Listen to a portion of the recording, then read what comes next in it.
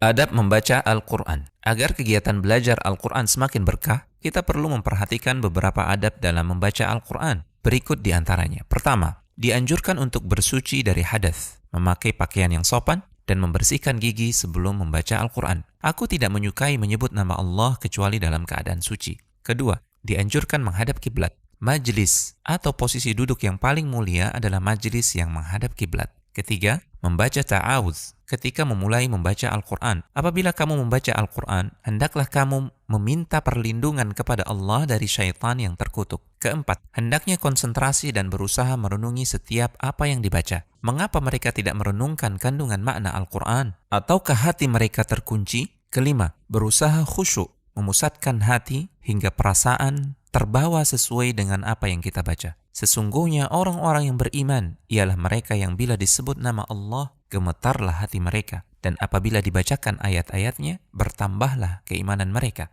Keenam, boleh membaca Al-Quran sambil berdiri di atas kendaraan atau berbaring, yaitu mereka yang selalu mengingat Allah ketika berdiri, duduk, dan ketika berbaring. Mereka merenungkan penciptaan langit dan bumi. Ketujuh, berusaha membaca dengan benar, jelas, dan dengan suara yang bagus. Bacalah Al-Quran dengan tartil. Yang dimaksud membaca dengan tartil adalah membacanya dengan pelan, jelas setiap hurufnya. Kedelapan, tidak membaca terlalu keras sehingga mengganggu orang lain yang sedang salat atau yang sedang tidur. Orang yang salat tengah bermunajat dengan Tuhannya, maka perhatikanlah bacaan yang dia gunakan untuk bermunajat dan jangan saling berlomba mengeraskan bacaan. Kesembilan, Rasulullah SAW telah melarang mengkhatamkan Al-Quran kurang dari 3 hari. Orang yang membaca Al-Quran kurang dari 3 hari, maka tidak akan dapat memahaminya. Kesepuluh, melakukan sujud tilawah ketika melewati ayat sajdah. Wajahku bersujud kepada Tuhan yang telah menciptakanku, yang memberi pendengaran dan penglihatanku dengan daya dan upayanya.